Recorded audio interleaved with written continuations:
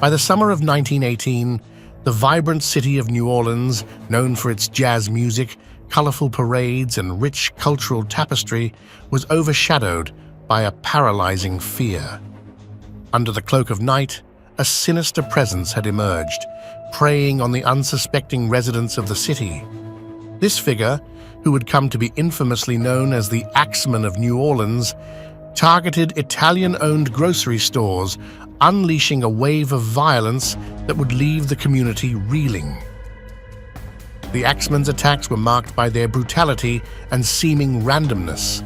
He would break into homes in the dead of night, wielding an axe he found on the premises to fracture skulls and slash throats. One of the earliest and most horrific attacks was on Joseph Maggio, a grocer, and his wife, Catherine.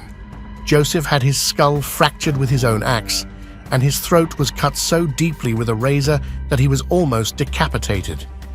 Catherine, too, suffered a brutal fate, her throat cut as she asphyxiated on her own blood.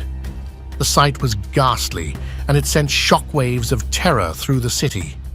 The Axeman's reign of terror left a grim tally. Some victims were left wounded, their lives forever altered, while others were not so fortunate. The total number of fatalities would eventually reach 4, but the psychological impact on the community was immeasurable. The viciousness of the attacks, combined with the seeming invulnerability of the perpetrator, created an atmosphere of pervasive dread. People began to fear the night, barricading their homes and keeping weapons close at hand.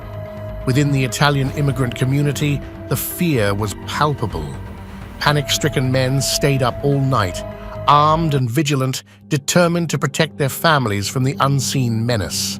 The press fanned the flames of fear, and New Orleans Superintendent of Police Frank Mooney publicly voiced his belief that the killer was a murderous degenerate who reveled in bloodshed. This characterization only heightened the sense of dread. The Axeman was not just a criminal, he was a monster lurking in the shadows, an embodiment of pure evil who could strike at any moment. The Axeman's reign of terror spanned from 1917 to March 1919, a period marked by a series of brutal assaults that left the city in a state of high alert. His attacks were not confined to New Orleans alone. On the night of March 9, 1919, the killer crossed the Mississippi River to the neighboring town of Gretna. There, he attacked Charlie Cortemilia, severely injuring him and his wife, Rosie, and tragically killing their 2-year-old daughter. The brutality of this attack was in keeping with the Axeman's established pattern, and Mooney was convinced it was the work of the same degenerate. However, the authorities in Gretna had a different perspective. Led by Police Chief Peter Leeson and Sheriff Louis Marrero, they quickly zeroed in on the Cortemilia's next-door neighbors, the elderly Orlando Giordano and his 17-year-old son, Frank. The Giordano family were also grocers and had recently been involved in a legal dispute with the Cortemilias, making them convenient suspects in the eyes of the Gretna authorities.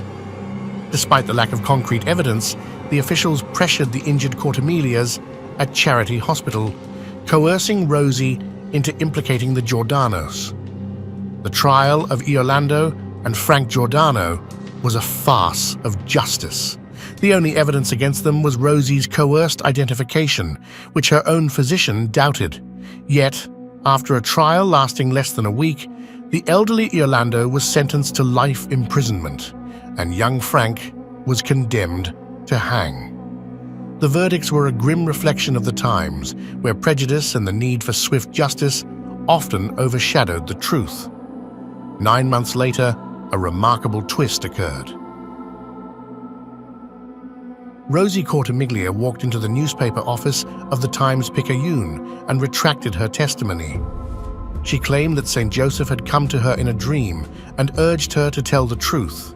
She signed another affidavit declaring she had not seen her attackers and had been pressured into identifying the Giordanos. Despite threats of perjury charges, Rosie stood by her retraction, and in December 1920, Orlando and Frank Giordano were finally freed.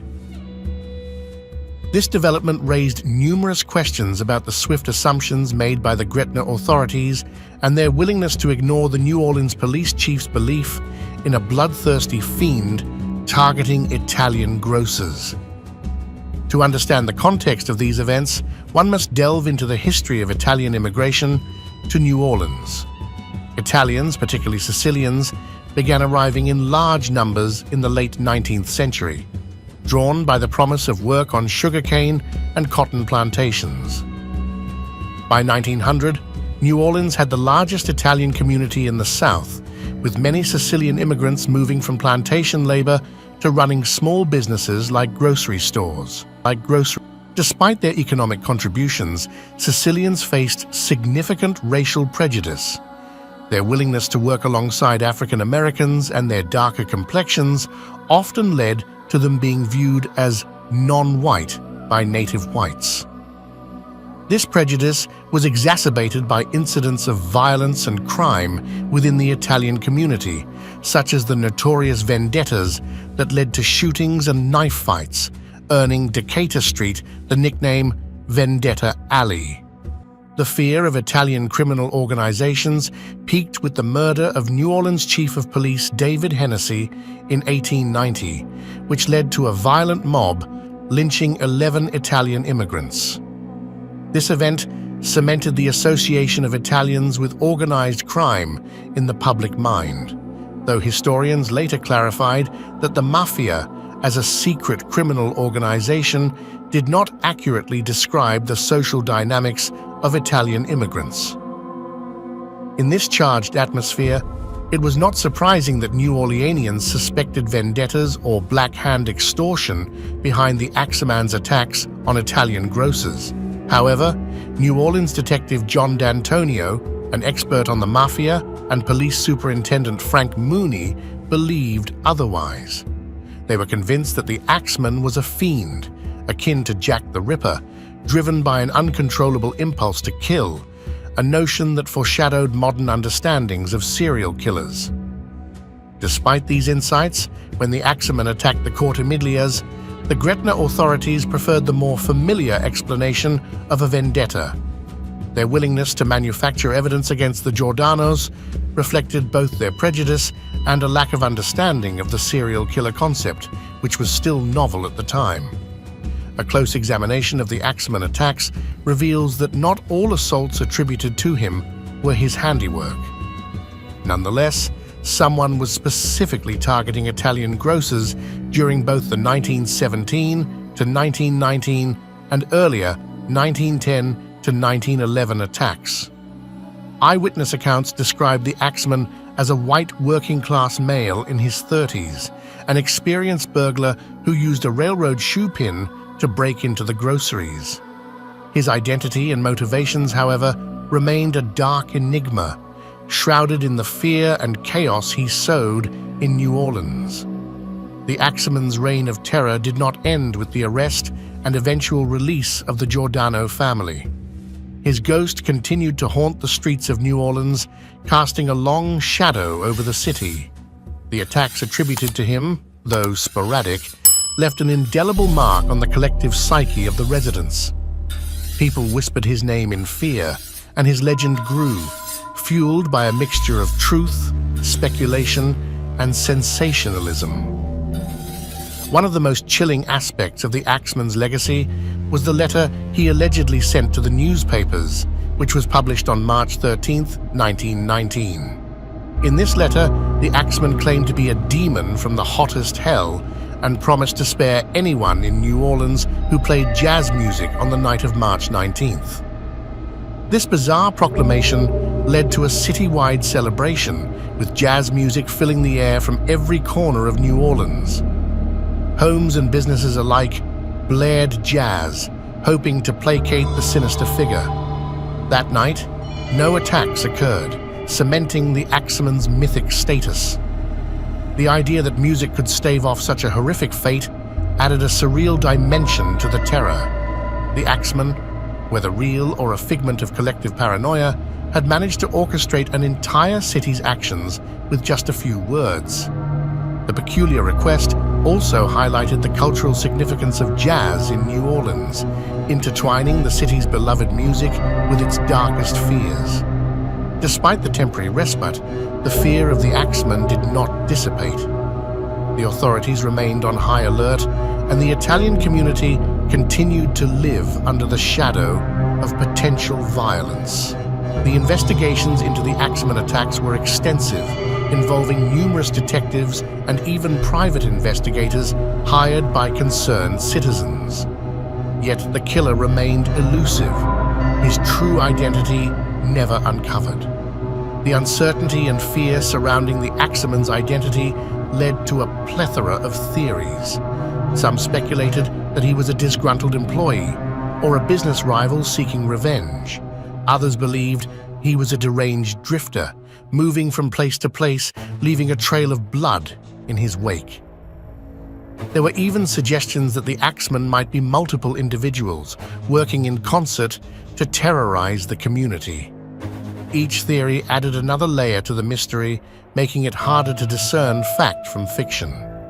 One of the most enduring theories was that the Axeman was connected to the Black Hand, a type of extortion practiced by Italian immigrants that involved threatening violence if demands were not met. This theory gained traction due to the targeted nature of the attacks on Italian grocers. However, many experts, including Detective John D'Antonio, dismissed this notion, arguing that the nature of the attacks did not fit the typical pattern of Black Hand extortion. As the years passed, the fear of the Axeman began to fade, but his story lived on. New generations heard tales of the Night Stalker who had once terrorized New Orleans, and the legend grew with each retelling. The Axeman became a part of the city's folklore, a grim reminder of a time when a shadowy figure could bring an entire city to its knees. In the decades that followed, advances in forensic science and criminal profiling offered new tools that might have helped identify the Axeman had they been available at the time. Modern techniques such as DNA analysis, psychological profiling, and more sophisticated crime scene investigation methods could potentially have provided crucial evidence. Despite these advances, the historical nature of the case means that many questions will likely remain unanswered.